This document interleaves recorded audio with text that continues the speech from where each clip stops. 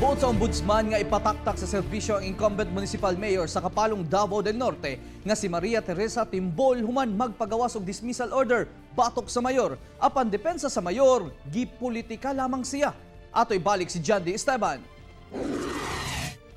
Ang maong dismissal order bunga sa gipasangat nga kasong abuse of authority, conduct unbecoming of a public official, misconduct o opresyon sa municipal accountant nga si Fredeswinda Estrada, batok ang kapalog incumbent mayor Maria Teresa Timbol.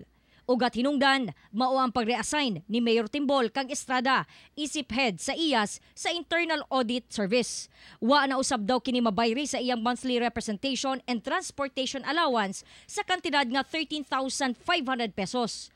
Apan sumala sa Civil Service Commission, klarong kalapasan daw kini sa balaod, busa kinahanglang mabalik sa orihinal nga pwesto isip municipal accountant si Estrada. Ug di usab daw dapat mabawasan ang sweldo sa usa ka empleyado nga reassign.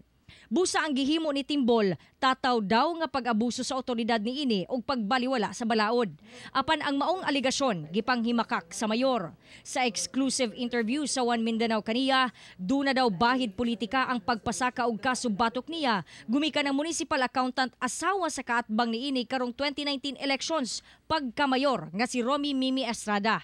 Nag-atbang na usab ang duha ni adtong 2013 ug 2016 elections diin napilde si Estrada. Klaro man na ang nagfile og kaso is na dito sa pikas nga kampo. Pero di na ko matingala ana kay sa ilahan normal pero sa ako actually dili na siya normal no, pero I have to accept it kasi naman ko diri as elected official. Nagsugod daw ang bangi sa duha dihang buot sa mayor gamiton ang time deposit nga niadto pang 1999 na tanggong aron ipasweldo sa mga empleyado. Apan nagmagahi daw ang maong municipal accountant. Unyang iyang explanation dito nga calamity fund 2013 o 2014 kasi ang money is na dito 1999 pa, no?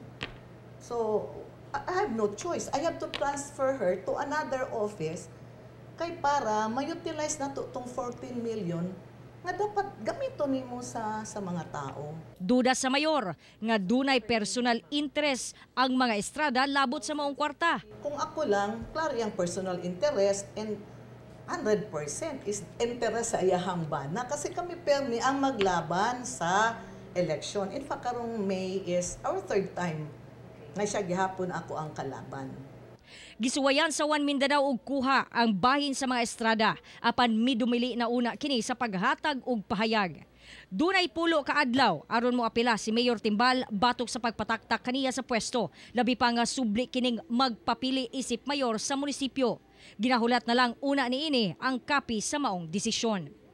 Kauban si Melchor Awing sa kamera, ako si Jandy Esteban para sa One Mindanao.